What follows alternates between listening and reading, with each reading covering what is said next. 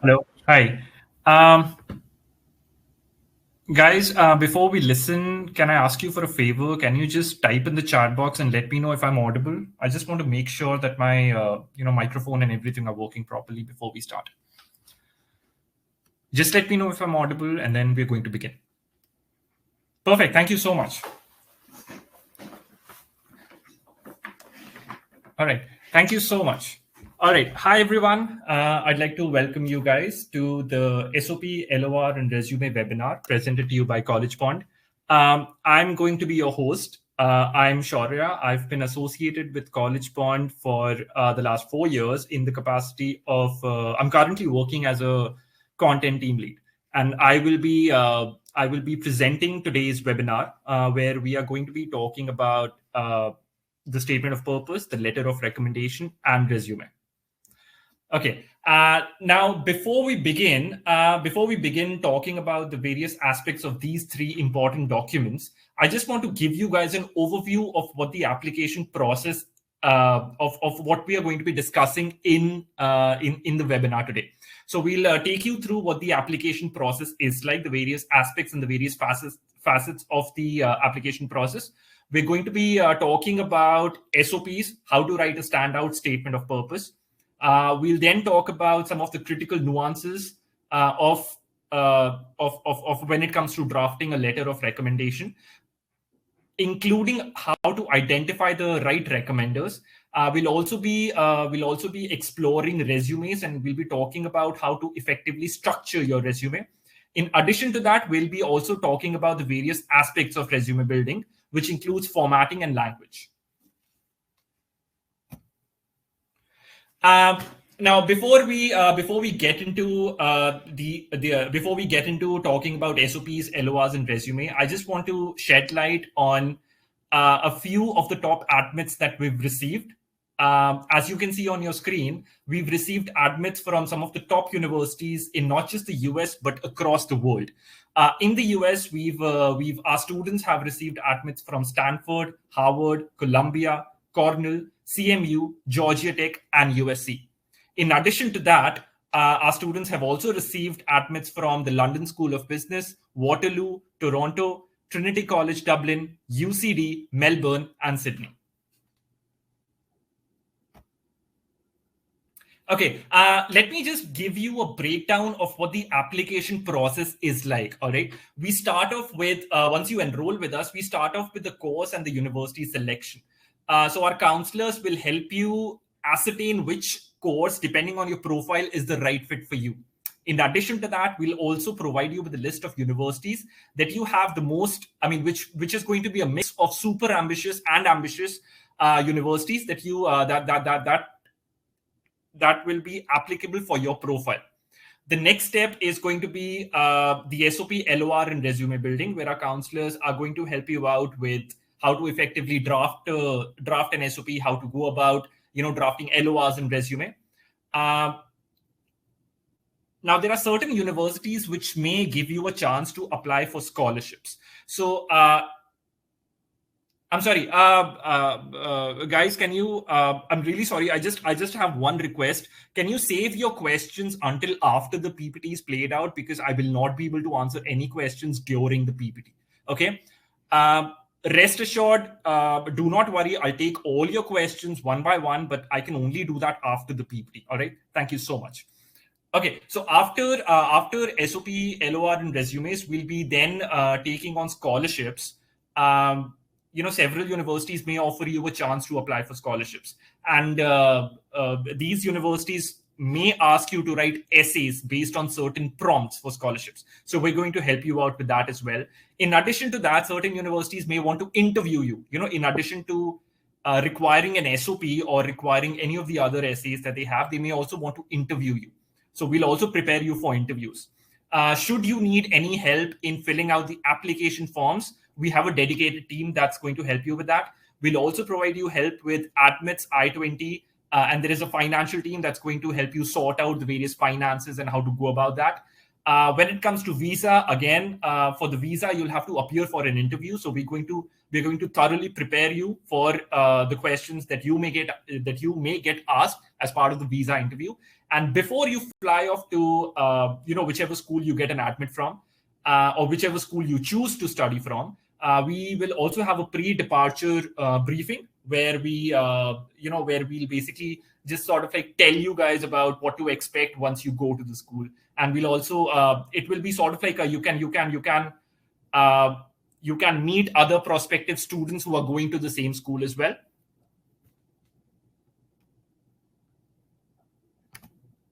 All right. Now we come to the statement of purpose, which, we can say is one of the more important documents that you'll have to write when it comes to applying to overseas universities.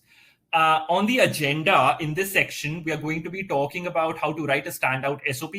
We'll highlight, we'll talk about how to highlight your key achievements and aspirations in the SOP. We'll talk about how to position your goals in a global context, what kind of formatting and language is to be used in SOPs.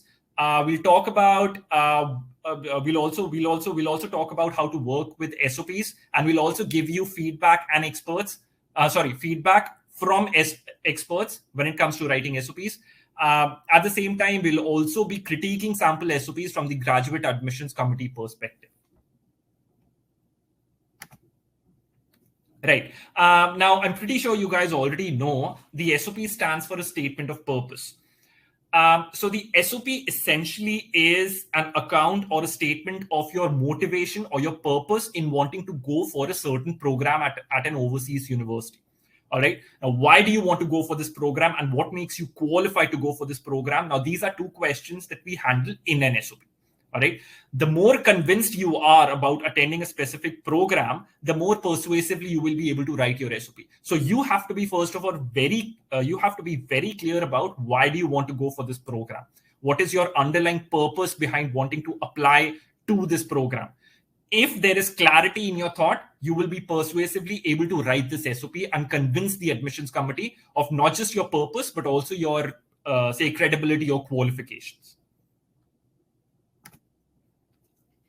Right. Now, as I told you guys, the SOP is decidedly one of the more important documents that you will be writing for your application. Okay. Now, when you compare an SOP to some of the more objective aspects of your profile, you take your CGPAs, you take your GREs, you take your, some of the other exams that you've taken. They do highlight your proficiency, they do highlight your acumen, but through an SOP, you will be able to sort of pitch yourself as a prospective candidate for the program. So, insofar, the SOP becomes a very important document that you will be writing for the application. Okay. Now, what is the whole point of writing an SOP? All right. First of all, you have to show what you've done qualitatively. All right. Whatever projects you worked on, whatever internships you've had, whatever work experience you've had, how have each of these things helped you in sort of equipped you with the kind of skills that have prepared you for a graduate program? That is what we'll be highlighting in an SOP. All right. At the same time, in an SOP, you will also get a chance to explain your goals, your achievements, your motivations, your strengths, and any extracurricular activities that you've been a part of, including social services. At the same time, in an SOP is in fact a fantastic opportunity for you to highlight your academic and professional experiences and how they relate to the education or the program that you want to pursue. In doing so, we'll be laying out your qualifications, we'll be laying out your experience in a certain program, which then forms the basis of your credibility to apply for a certain program at an overseas university. All right. Now, when we talk about an SOP, when it comes to drafting an SOP, we break down an SOP into various building blocks. Now, each of these SOPs will cover the SOP will cover each of these various building blocks that you see on your screen. All right. We'll have the introduction, we'll have academics, we'll have projects and papers, we'll have paper publications, we have internships and work experience, we have extracurricular activities, we have university specific paragraphs, and lastly, the conclusion.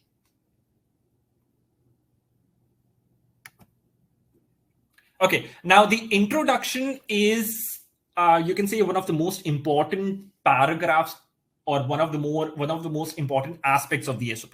The reason for that is that it's the opening paragraph of the SOP, right? So it's very important to make an impression right from the first word, right from the first sentence, as a matter of fact. Okay, so to that end, the introduction becomes very important, because if the introduction doesn't have that hook or that compelling angle, then the admissions committee will not be, they will not feel encouraged to read the rest of the SOP. If your introduction is exciting, if your introduction draws the reader's attention, only then the reader will want to read the rest of the SOP. All right. Now, in doing that, there are different ways in which an introduction can be written. One way is to begin your SOP by giving it a central theme around a global issue or an ecological concern, which is commonly something that everyone can relate to and connect with immediately. All right. Such beginnings are going to generate instant curiosity, and they will serve as a good lead to your essay.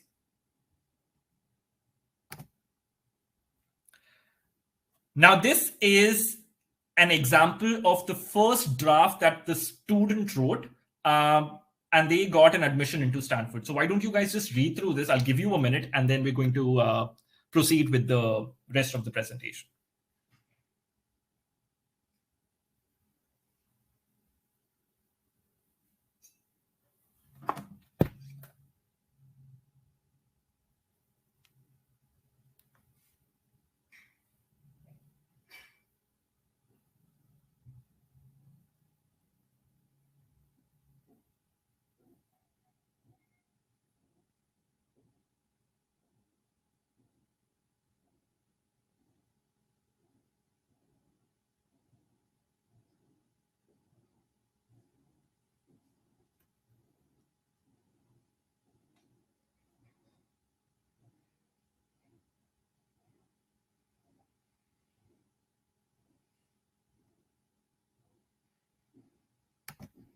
All right.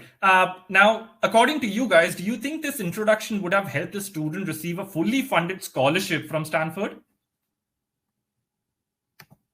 Well, think again. This is what the introduction that we helped the student write. What you saw in the previous slide was the first draft that was given by the student. Now, we took that intro and we turned it into something like this. Why don't you guys read this, and you'll notice the difference between the presentation of the two introductions.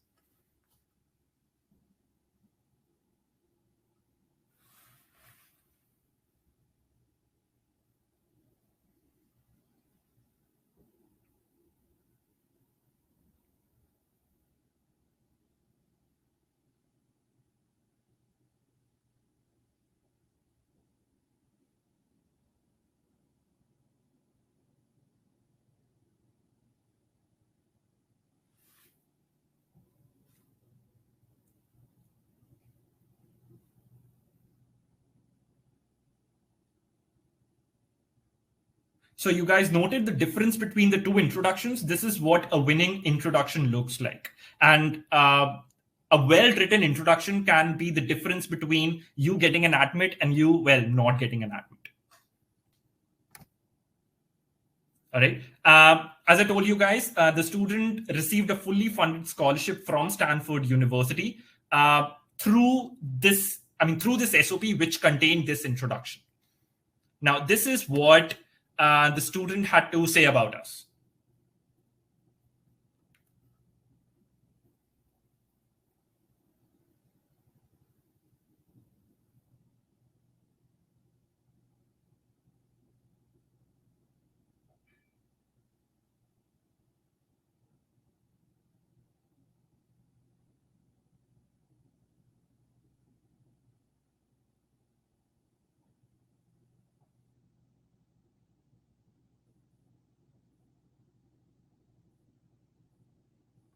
All right.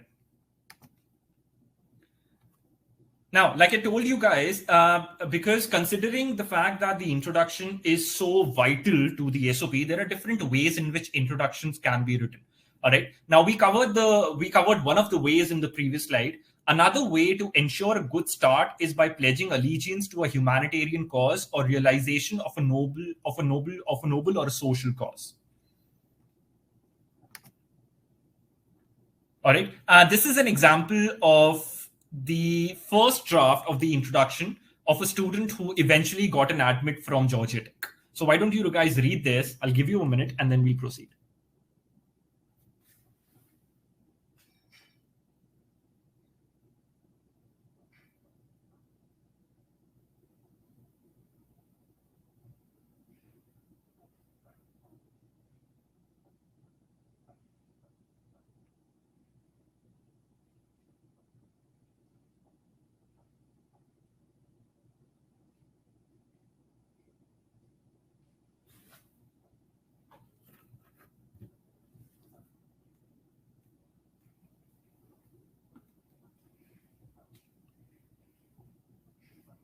Okay. Another way to begin your introduction is by talking about some of the recent breakthroughs that have happened in the field and how these innovations have taken the world by storm. All right. You can then speak of the impending career possibilities in the field in which you want to pursue the graduate program in. This is an example of the introduction of a student who got an admit from CMU. Again, I'll give you guys a minute. You can go through it.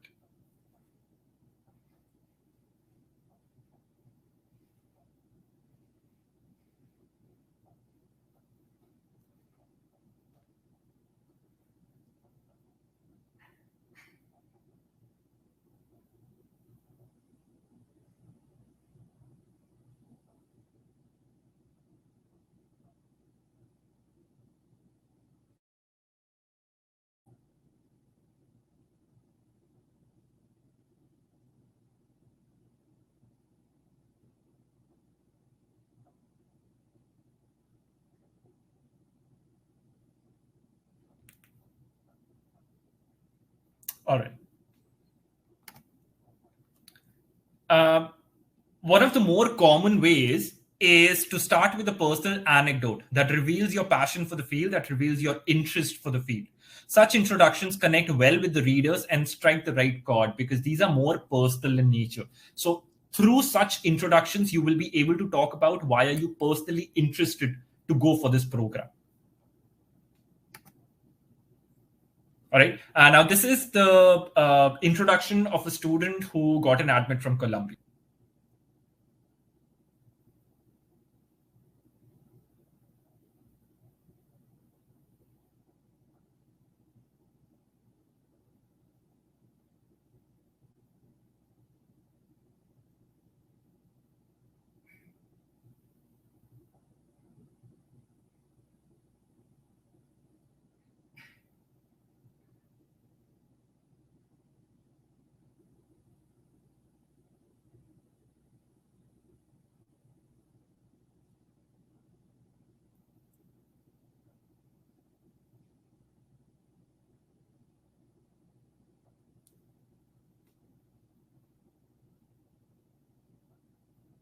Okay.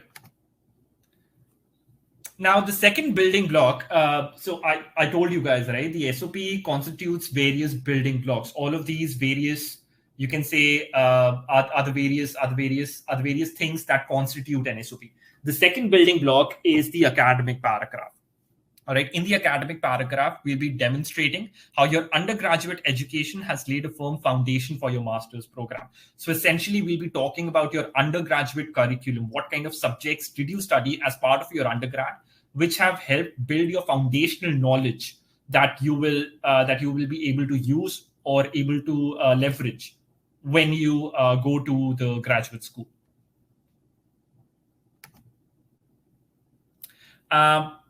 Now, you guys must have also worked on a lot of projects as part of your undergrads, right? So when it comes to projects, we have to basically, the whole point of writing the project paragraph is to show that you were able to practically apply the knowledge you gained from your undergraduate curriculum in the form of building some real life applications. Okay. In doing so, we try to include several things when we are explaining projects. First of all, you talk about what the objective of the project is. What's the aim of the project? What was the purpose of executing the project? Then you talk about the kind of skills that you applied and the kind of technologies or programming languages or tools that went into executing the project successfully. You will also talk about the kind of obstacles that were encountered along the way and what steps did you take to overcome those. Now, when I say the steps that you took to overcome these difficulties, I'm not talking about stuff like, we didn't have time or, it was difficult getting everyone in one place. Not those kind of difficulties as they pertain to, you can say, technical understanding. So you can say that, for example, in executing project so-and-so, I did not have an extensive understanding of relevant technologies. So I took additional courses where I was able to build upon my knowledge and therefore execute these projects successfully. So those are the kind of difficulties and those are the kind of things that we'll write here.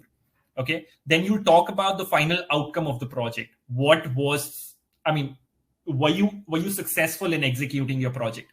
If you were, then what was the accuracy level of the project? If you can quantify the final outcome of the project, nothing like it. You will also talk about what did you learn from the project. So what kind of skills or what kind of knowledge were you able to develop through the project? You talk about that as well.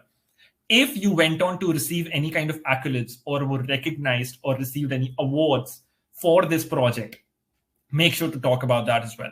And lastly, if you documented your work for a project in the form of a technical or a research paper that was then published in a journal or a magazine, talk about that as well.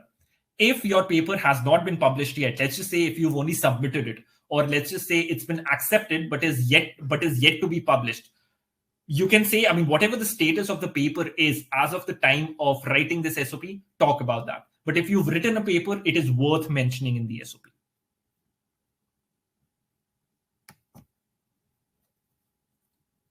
Okay. Now, when it comes to papers, you will talk about, like I said in the previous slide, you will talk about the paper. But in addition to that, you also need to give a few details of the paper. Okay. Talk about what the objective of the paper was, what kind of research went into the paper, and what were the key findings that you deduced or you concluded. Talk about the kind of roadblocks that you encountered along the way and how did you overcome these limitations or these difficulties. Okay. Just like the last slide, also talk about what you learned in the process of researching for this paper. All right. You have to talk about what the status of the paper is. Is it published? Is it not? If it's not, then what's the current status of the paper? Has it been written? Has it been submitted? Has it been accepted? Okay.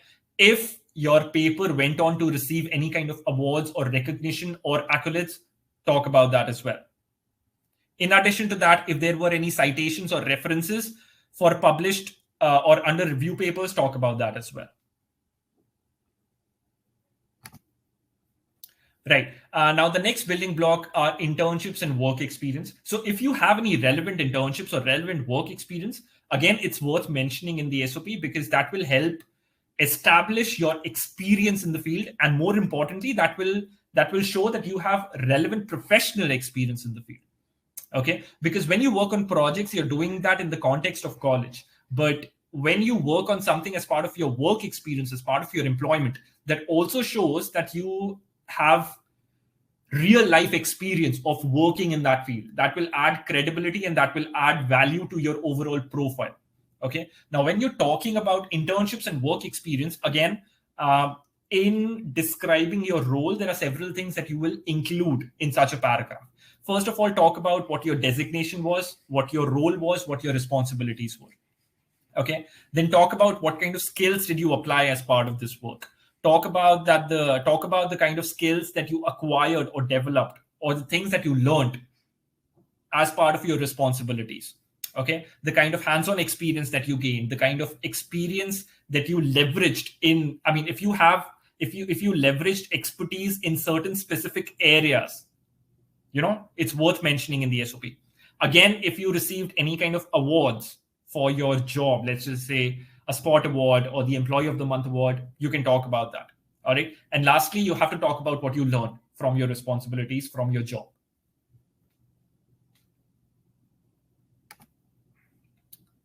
All right, now we come to extracurricular activities. Now, extracurricular activities by definition are things that you've done beyond the classroom or beyond your, beyond the scope of your work responsibilities.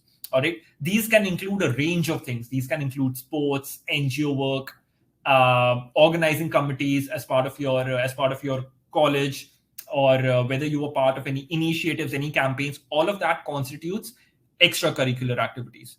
The whole point of writing extracurricular activities is that to show that you are a holistic individual, someone who has skills beyond the classroom or beyond their profession. All right, skills like leadership, or skills like team working, or skills like coordination, or skills like collaboration. These are skills that are highly sought after from the point of view of the admissions committee. So make sure that you do talk about such extracurricular activities, as in some cases, the extracurricular activity paragraph can actually be the deciding factor between a student who gets an admit and a student who doesn't. Okay. Through these skills, you will also be able to show the admissions committee that you are prepared to take on the rigors of the demanding program with ease and confidence. So that sort of makes your SOP, that adds that element of conviction to your SOP.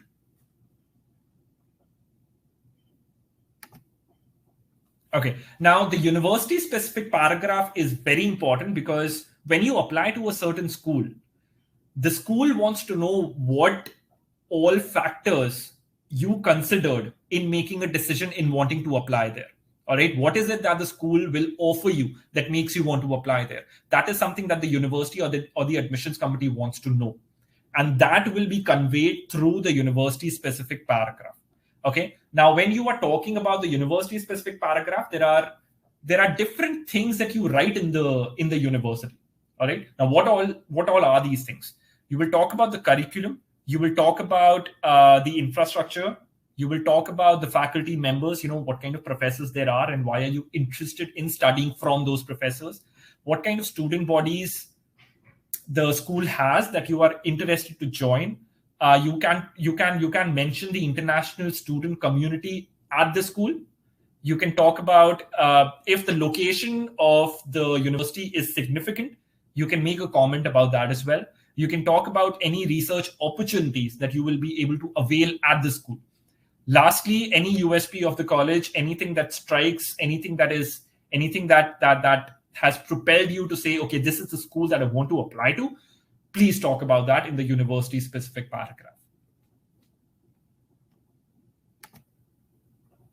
All right.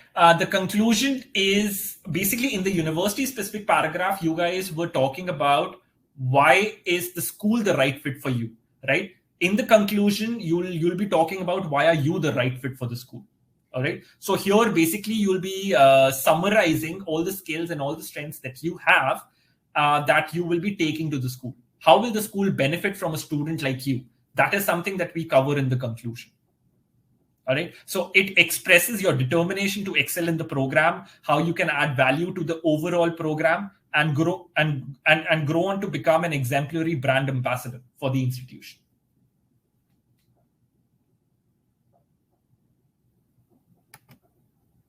All right. Now there are certain things when you draft an SOP, because I've already emphasized on the fact that the SOP is one of the more important documents that you will be writing as part of your applications, right? So there are certain things that you have to take care of when you're writing the SOP. First of all, do not use superlatives, superfluous descriptions, or poetic phrases. The language, contrary to popular belief, the language has to be kept very simple and very easy to understand. Your language should not be flowery. You should not be using convoluted, phrases or difficult words that a person has to that makes the readability difficult. Okay, don't be too vague about your research goals. When you talk about your goals, be as clear and be as precise as you can. Talk about the fact that you can cope with the pressures of graduate studies, that you have the kind of skills, that you have the kind of abilities in you through which you will be able to sort of meet the rigors and meet the challenges of the graduate program. Okay. Fourthly, avoid phrases like I'm talented, I'm very intelligent, I'm a great writer or an engineer or an artist. Do not be boastful in your SOP. Okay? All your skills, all the proficiency, all the acumen, all the abilities that you have, all the capabilities that you have, all of that should be expressed through the work that you've done rather than saying things outright. Okay. Next up, don't be too technical. I mean, yes, you're supposed to talk about your projects, you're supposed to talk about your work experience, but don't make it sound like a technical paper, because no one is interested in reading a technical paper. They have to talk about you. They want to know how, through the various things that you've done through your projects or through your work ex, have you realized that you want to go for the next academic step, which is graduate studies. Okay. Also, you have to make sure of one thing. As important as an SOP is, it is not the only thing that you will be submitting as part of your application. All right. You have to also ensure that you have satisfied all of the other requirements when you submit your application. And lastly, use action verbs. All right. When you're describing your responsibilities, when you're talking about the things that you learned, when you talk about the kind of things that you did as part of either your projects or your work ex, or whatever engagement you had, make sure that you write action verbs, because with action verbs you'll be able to talk about how effectively you were able to lend your services or lend your contribution towards whatever it was, a project or a work ex or any engagement.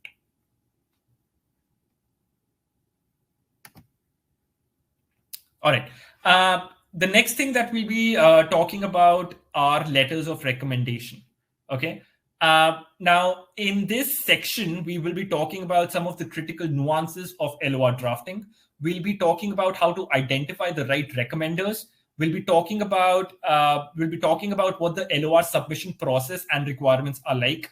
We'll also shed light on how to make your LORs unique. We'll work on sample LORs, and we'll also be critiquing sample LORs from the graduate admissions committee perspective. Right. Now, before we get to the nitty-gritties of the LOR, you have to understand what an LOR really is.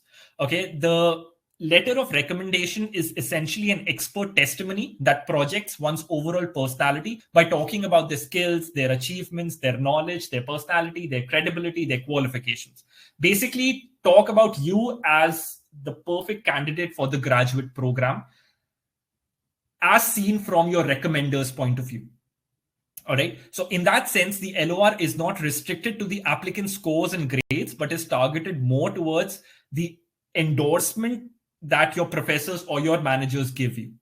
All right. It is basically, in other words, the LOR is basically projecting, how do you project your overall personality?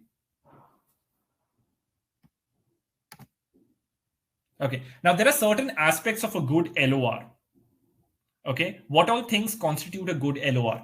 First of all, academic or professional skills, the kind of skills that you were able to gain as part of either your undergrad or your work. Secondly, personal character and attributes, some of your more soft skills or interpersonal skills. I'm sorry, just give me 1 minute. Sorry. Yeah. Then you talk about your intellectual abilities. You talk about your aptitudes and your strengths. You talk about your interpersonal skills. You talk about authentic or genuine experiences that you've had. You talk about, an effective LOR should endorse your. It should show that your recommender endorses your application, your competence, your skills. Okay, it should talk about the aspirants. It should talk about your accomplishments. It should talk about how well you will be able to contribute to the college.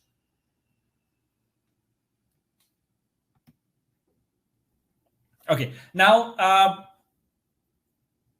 one of the more important things when it comes to writing a good LOR is identifying who to take the LOR from. Okay. Now, there is no correct answer here, because you need to be very smart when it comes to choosing your recommenders.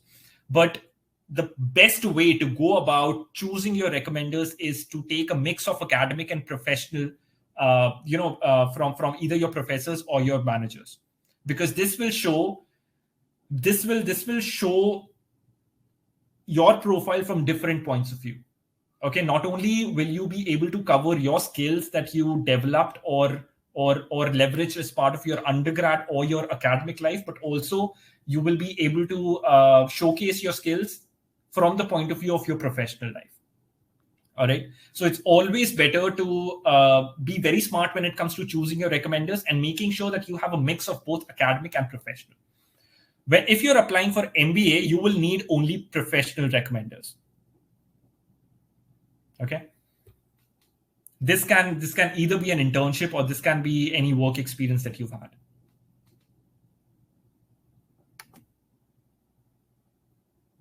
All right. Now, when it comes to identifying or choosing the recommenders, there are several things that you have to keep in mind. All right. First of all, the recommender should be approachable and willing to help you. All right. They should be able to write good things about you, because that is what an LOR is all about. It's all about endorsing your skills. It's all about endorsing your candidature. So the recommender should be able to say good things about you. I mean, you want that, right? There needs to be some sort of interaction between the recommender and you, and some sort of association between you and the recommender. Either they must have taught you or supervised you in laboratories or student councils, or worked as a project guide. Any kind of interaction that you've had with your recommender, this will show that your recommender actually knows you. Because when it comes to endorsing your skills, you want your skills to be endorsed by someone who knows you, right, on an academic level or a professional level. All right, so that interaction between you and the recommender has to be established. If you have a lot of extracurriculars or were an active part of student councils, you can take your LORs from your principals or HOD. Okay, even though these people might not have taught you like any particular subject, or they may not have been your immediate supervisors, but these will show. I mean, through their letters of recommendation, you will be able to show your skills, interpersonal skills, leadership skills. Because these are, like we discussed in the extracurricular activity paragraph of the SOP, these are very essential. These are some of the most highly sought after skills. If you have professors whose subjects you have topped, or someone who has taught you many subjects, I mean, these are the perfect people to get your letters of recommendation from. If you've scored well in a certain subject, obviously the professor will have good things to say about you. So target that professor. All right. Now, how do we go about structuring a letter of recommendation? An LOR can be very broadly categorized into 3 parts. All right. The first is the introduction, where you establish the relationship with the applicant. All right. You state the duration of the association with the applicant. You establish the qualification for being able to write a recommendation for the program, and you clearly state the subjects that were taught. Okay. I'm sorry. In terms of the LOR, when I say you, I mean the recommender. Okay. Now, the next part of the LOR is the body. All right. Here, you will be giving a detailed and precise description of personal attributes, intellectual and technical capabilities, and the overall personality of the applicant. You will specifically highlight some of the more exceptional qualities of the applicant. You will also substantiate each trait with an appropriate example to make it look authentic and believable. It's very important because, like we discussed, I mean, in the LOR, you want your recommender to say good things about you, but it's very important to make sure that your recommender does not get overboard. All right, keep things relatable, keep things believable.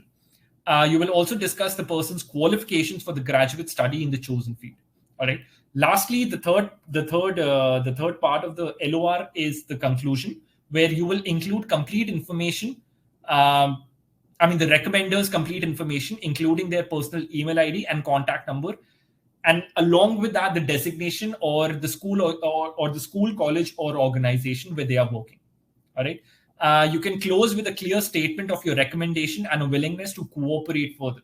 Should the university want to reach out to you to confirm a student's candidature, you should be willing to sort of cooperate. All right. Now, a few things that you should keep in mind when you're writing LORs. All right. What mailing address to put for the recommenders? For academic ones, put the college email address. For work LORs, put company address. All right. You can also put the institution's contact number if the recommender doesn't want to share their private information. All right.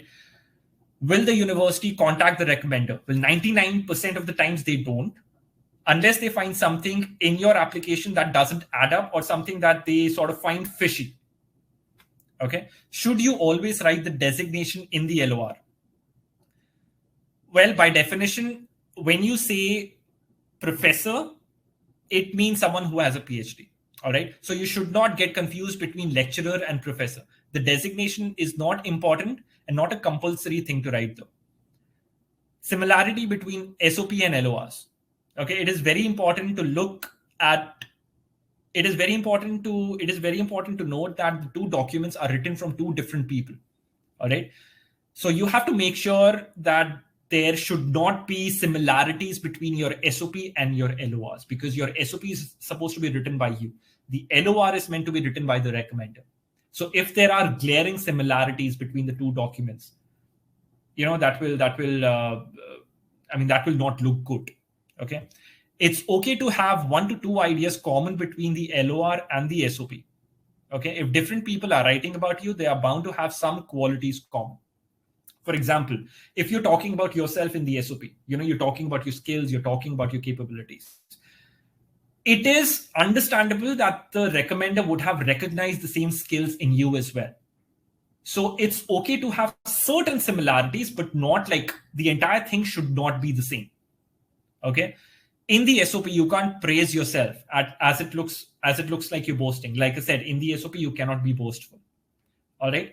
That can be done in the LOR, though, because your professor or your manager has to speak highly of you. So in doing that, they will be talking good things about you.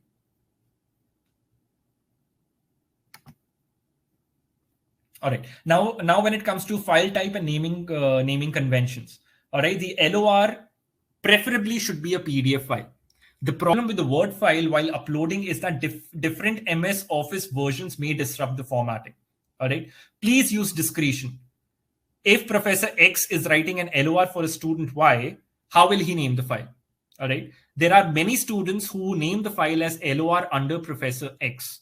Now, when you think about it from the professor's point of view, if they are writing LORs of hundreds of students, they will not be writing name in the file, right? Make your recommendations look different. Since different people are writing it, you can use different elements to differentiate between these recommendations. You can use different fonts, different font sizes, different paper margins, paragraph indentations, and different headings. Okay. You can also show difference between these recommendations by using dates in some and, well, not using dates in the other. Okay. You can also use different salutations. Lastly, when it comes to the length of the LOR, it's completely fine if the LOR goes beyond 1 page. You can use multiple pages as well. All right. Many universities are going to ask you if you wish to waive your rights to the LORs. All right. Now, the answer here is going to be yes, which essentially means that you do not want to know what is written in the LOR. Okay. That the LOR has been written by the professor and like you haven't either taken a look at it, nor do you want to know what is in it.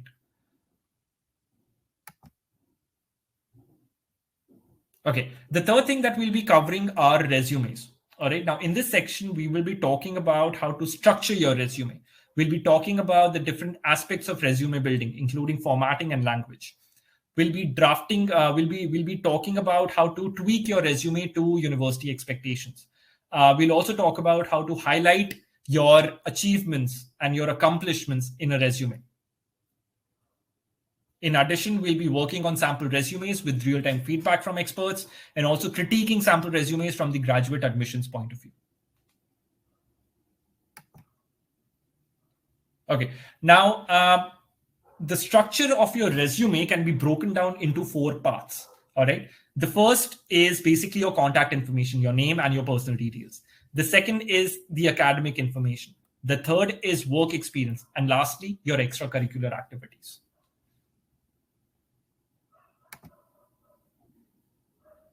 All right. Now, when it comes to formatting of the resume, the name of the file should be ideally first name underscore last name. All right. Remove author's name from the doc file or the PDF file. Sometimes the formatting will get screwed up if you open a Word 2000 file and if you open a file that was written in 2007 Word and you open it in a 2003 Word document. All right. For that reason, like I told you in the LOR section, it's best to have a PDF file. All right. When it comes to font, you can use a single standard font such as Arial or Times New Roman. Font size can be 11 or 12. The margins should be approximately 1 inch. Make sure that the left and right margins are nearly equal because that gives a good feel to the reader. You can use boldface or italics type for section headings. Try to stick with one page and only go beyond one page if it's absolutely necessary. Okay, the formatting is essential in a resume because the resume has to look good.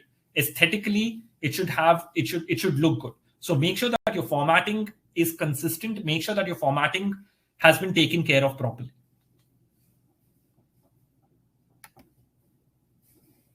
All right. A few instructions when it comes to writing resumes. First of all, it's mandatory that you pay attention to the author's name in your document. Okay. Avoid using short forms such as BE, HSC, SSC, etc. Avoid starting sentences with, I did, I was, I am, because this shows these are signs of lazy writing. Avoid tabular format as it eats up a lot of space on the left. Always prefer saving your final document in a PDF format for the same reason, that if you open a Word file in another version of Word, the formatting may get screwed up. Okay. Age, gender, nationality, marital status, photographs, personal information need not be revealed, unlike a lot of Indian resumes. All right. You need to, because you're applying for an overseas university, you need to think from a global context. Avoid talking about projects that don't add value to your chosen specialization. If you do that, you're only wasting space. Try keeping the font size consistent. The font type has to be the same throughout the resume because, like I said, aesthetically, the resume has to look good.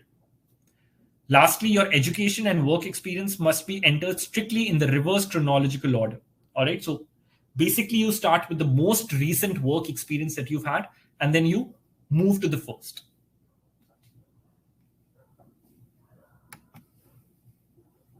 Okay. Now, what all things do you need to include in your resume? All right. You will include your name and contact and information. That goes without saying. You will include academic information. All right. You will talk about your work experience. You will also talk about your projects and papers. In addition to that, talk about the technical skills that you have, because these skills are what will establish your proficiency in going for a certain technical program. All right. So make sure you talk about the kind of capabilities that you have, the kind of skills that you have.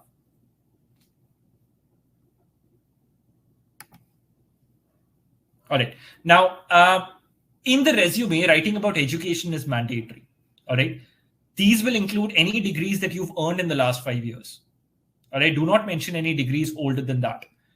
Always mention the name of your college, your university, or the city that you studied in, followed by the month and year of graduation. If you have not yet graduated, then you can write it down as expected, and then whatever month and year you're going to graduate in. If you are still studying, you will write that you are currently a candidate for a bachelor or a master of, whatever the program is. If you have completed your undergrad or your postgrad degree, you will write secured a bachelor or master's of whatever it was. All right.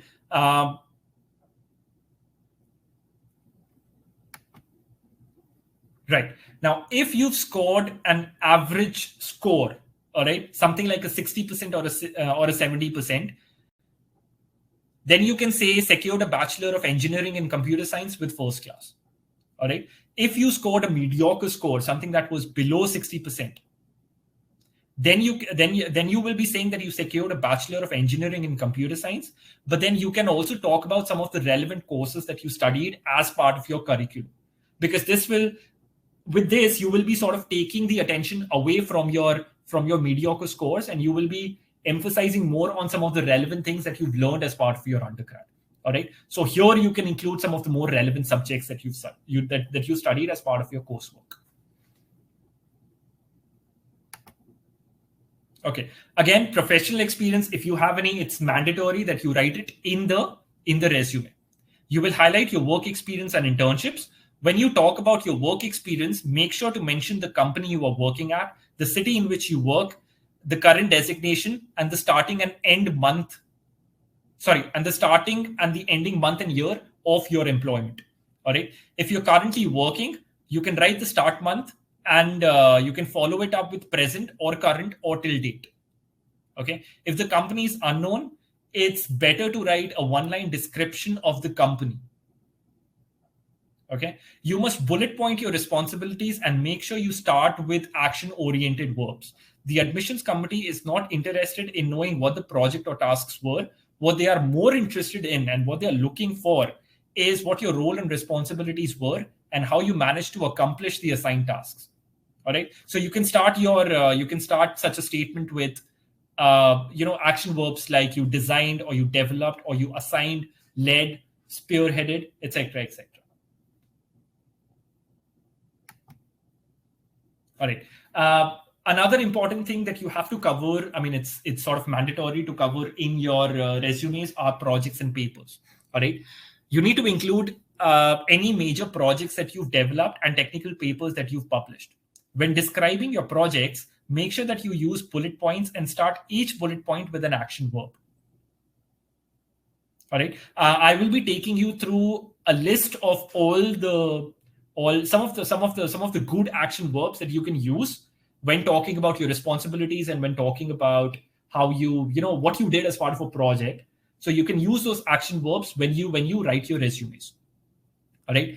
Please describe what you did as part of your work experience and your project and not what the project actually does. So you're not supposed to talk about the project itself, but you're supposed to talk about what your contribution to that project was. Apart from your final year project, you can also include other relevant projects that you've done. Okay. When talking about projects in the resume, all right, talk about what the project focused on. Talk about what your responsibilities were in the execution of the project. Talk about the technologies that were used as part of the project. And you can also talk about any accolades that you won or any recognition that you received as part of your projects. All right. When mentioning papers, describe them similar to the way you have described your projects. Always mention the journal in which it was published along with the ISSN number. All right. Now you can also talk about any courses or certifications that you've taken. You can also include these in the resume. By talking about these, the admissions committee will get an insight into your skill set outside of your academic institution. Okay, so some of the courses that you can cover as part of your resume include introductory subject courses, programming languages and their applications, and any designing tools. So if you've taken up a course in any of these things, it is worth mentioning in the resume. Okay, you have to talk about the skills. Like I said, one of the more important facets of a resume is the skills that you leveraged or the skills that you were able to develop through either your projects or your workings. Okay, this information will help the admissions committee understand the technical knowledge that you have, especially if you're applying for technical courses. Technical skills mentioned will also help the admissions committee understand whether you're suitable for any prospective TA or RA opportunities. Okay. Now, the kind of skills that you can cover in the resume include programming languages, web technologies, software methodologies, microprocessors, microcontrollers, knowledge of different operating systems, and software including AutoCAD, ANSYS, SolidWorks. Make sure that if you have a certain skill, make sure that you've put it down in the resume, because like I've already emphasized, it is on the basis of your skills that the admissions committee will know if you have the requisite knowledge, if you have the requisite proficiency for a certain program. Now, the action verbs that I was talking about a couple of slides ago, these are some of the various action verbs that you can use instead of saying I was or I did. Okay, you have to show, I mean, you have to maintain freshness in your resume. All right, you can't be using the same words again and again. So these are a few words. You can quickly go through this list, and then we'll proceed with the next slide.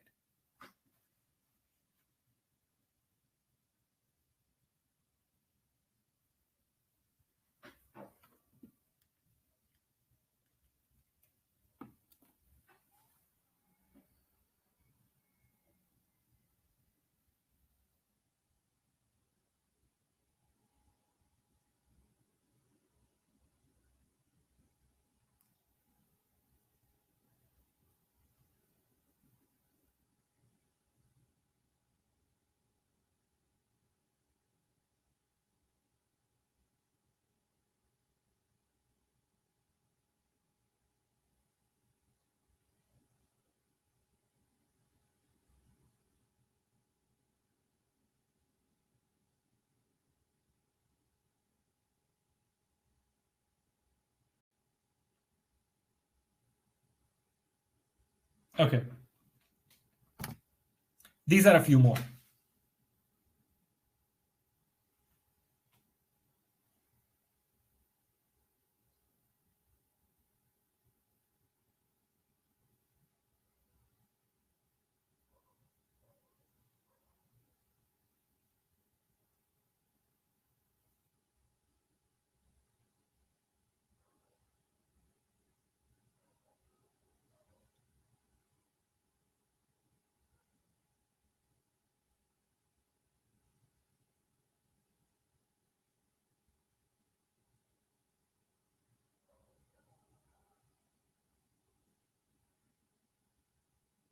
All right.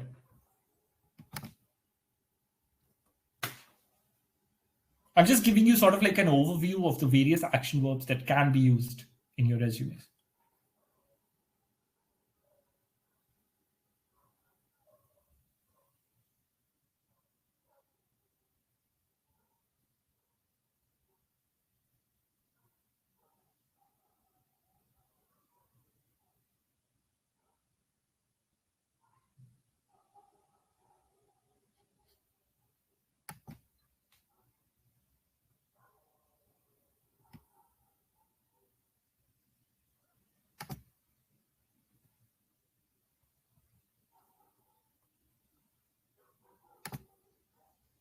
All right. If you guys wish to get in touch with us, you can see on the screen. You can get in touch with us through our phone numbers. Our mobile number is 8291-531-703, or you can call us on our landline 261-03-135. You can also drop in an email at info@collegepond.com, or visit us on our website collegepond.com. We also have an app called Converge, where where the entire application process has been elucidated for you guys. So that provides a seamless experience for you. All right. Thank you so much for being a part of this presentation. If you guys have any questions with regards to anything that we've discussed, you can type them out in the chat box, and I will take on your questions one by one.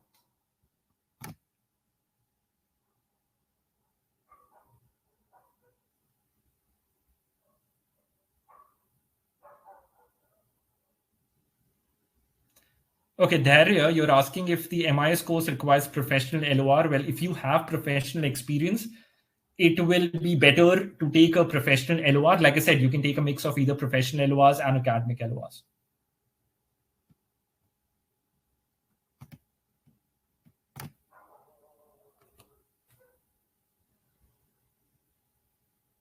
Guys, any questions with regards to the things that we discussed? You can please type them out.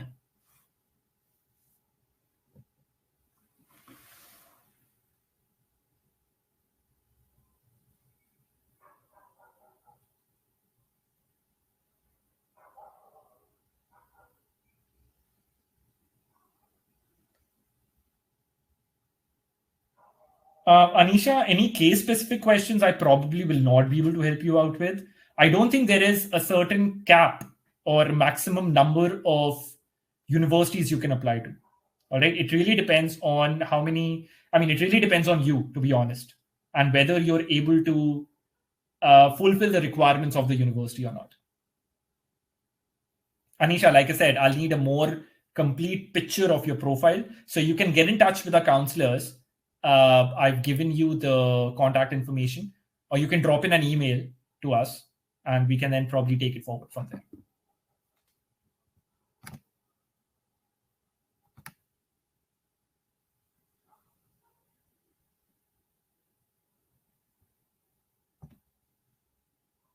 Unnati, the ideal length of the SOP is going to vary between 1,000 words to maybe 1,250 words.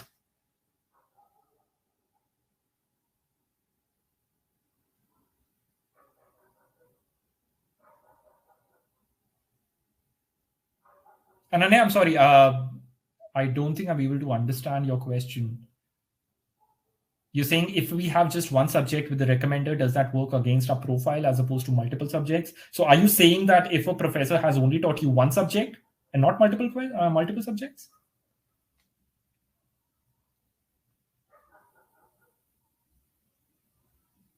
Sahil, yes, it's always better to take a professional recommender because that will show the endorsement of some of your professional skills. Yes, professional experience in any shape or form is going to help you because that will lay down your, that will lay down the professional skills that you have. That will also establish your professionalism, and that will also establish the fact that you've been able to take your knowledge into your real life.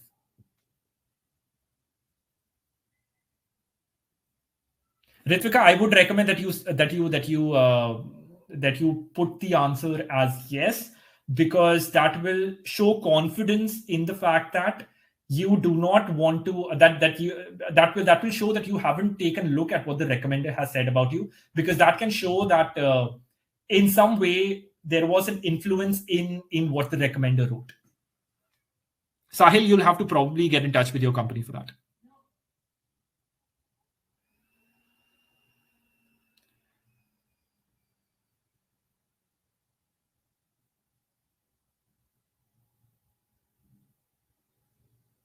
Bhargavi, the look and feel of a resume, like I told you, it should be aesthetically appealing. The formatting and the language, the formatting should be taken care of. Yeah, it should, to the reader, it should look good and it should be easy to understand. Anaga, yes, we will be guiding you in selection of universities as well.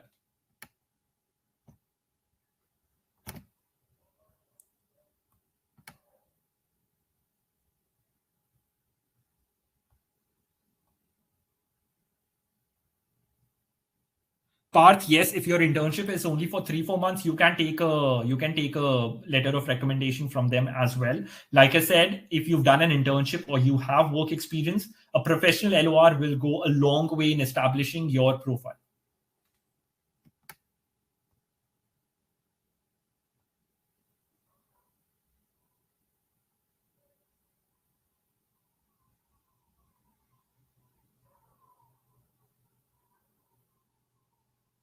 Rajan, yeah, if you have 2-3 years of work experience, yes, please go ahead and ask your managers to give you a letter of recommendation. Like I said, it will establish your professional skills.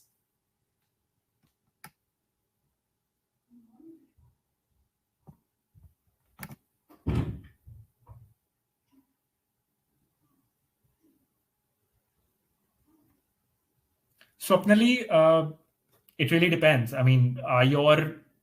Is your manager ready to give you a recommendation? I think first you need to establish that.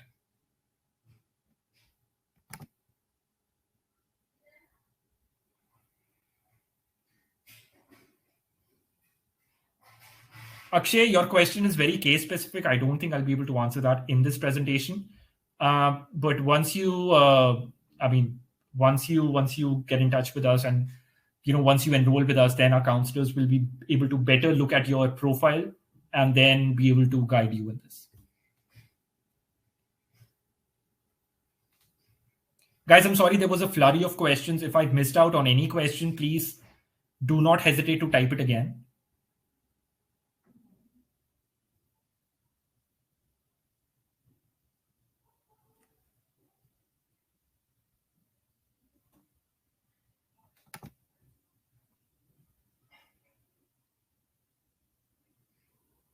Devanshi, yes, the LOR, well, it should ideally and preferably be on the letterhead, yes. Daria, I think I've already answered this question. I'm sorry, I don't think I have. I got confused. Yes, your academic, I'm sorry, I'm trying to understand your question. Does a professor LOR help or have more preference than academic LOR?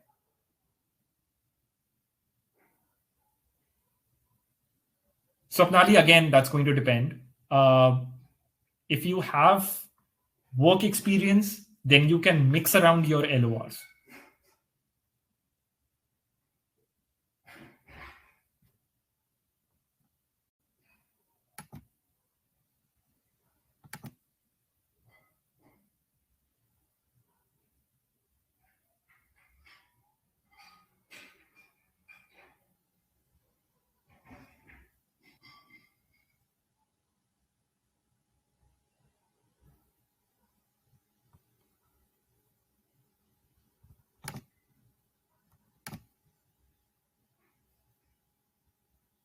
There, yes.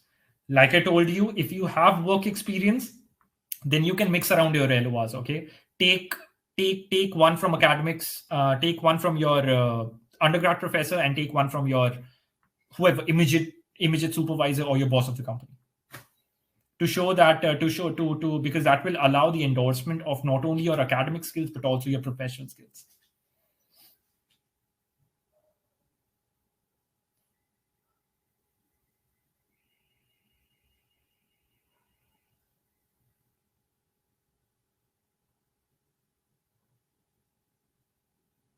Ananya, okay, I think now I get your question. I'm sorry about earlier. Okay, so it all depends on the kind of rapport that you have with your recommender. All right, a lot of other factors are going to matter as well. So let's just say that you topped in that subject, nothing like it, because then it's likely that the professor will have good things to say about you. All right, if your interaction with the professor, if you interacted with your professor, all right, let's just say that you worked as a TA under that professor, for example, again, that is a good idea. All right, so basically when choosing your recommenders, you have to make sure that your interaction was there with the professor.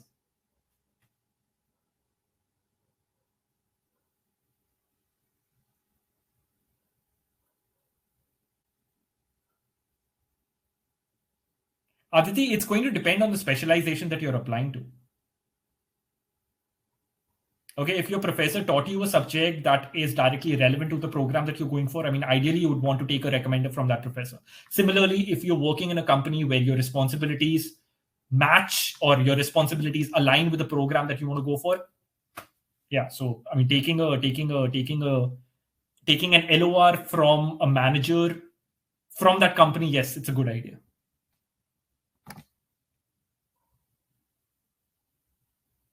Swapnali, no, not all universities take online interviews, but it will depend on the university that you're applying to. So you will have to look up the website. You'll have to look up the requirements of the university.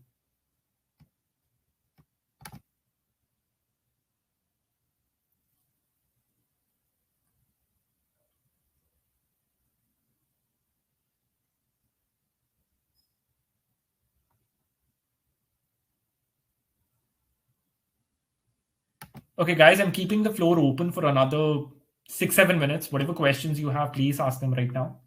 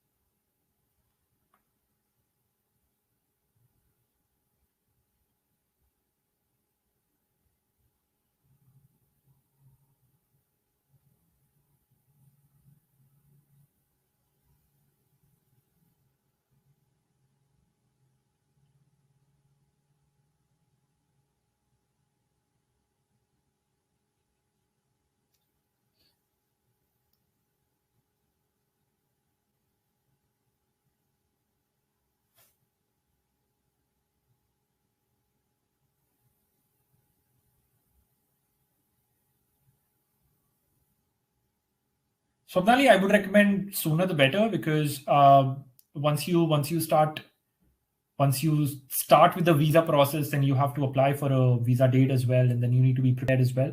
So I would say the sooner you get to it, the better.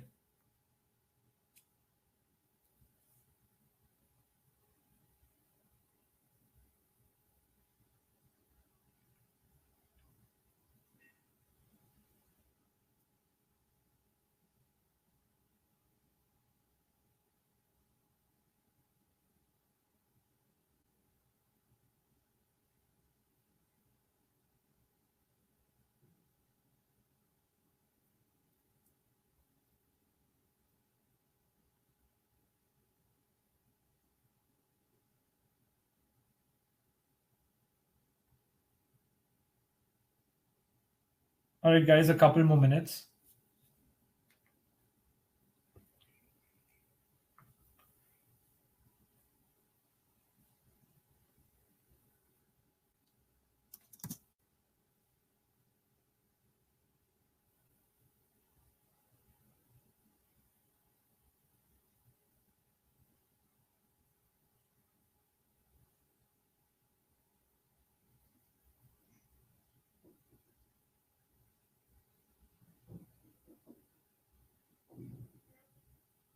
Amit, you'll probably be starting with the latest role that you have, and then go in the descending order of the roles that you've had at the company.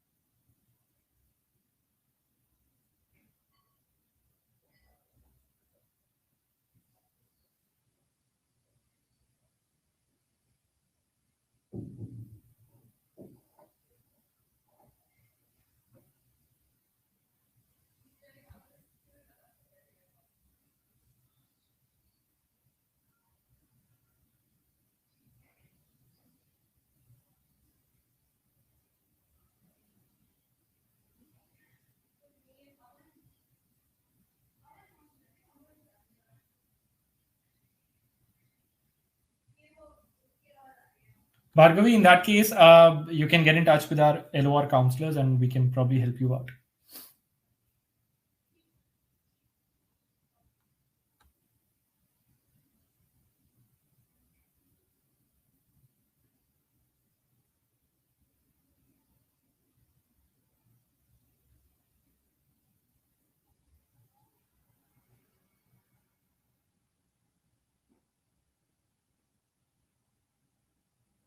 Jay, I'm really sorry. I won't be able to glance through the SOP slides once again.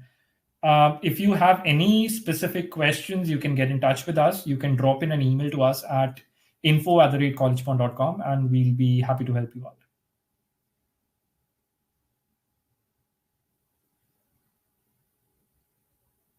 All right, guys. Thank you so much to those who are still here. Thank you so much for being a part of this webinar, and for all your questions as well. And I'd like to wish you guys all the best for your futures. All right. Thank you.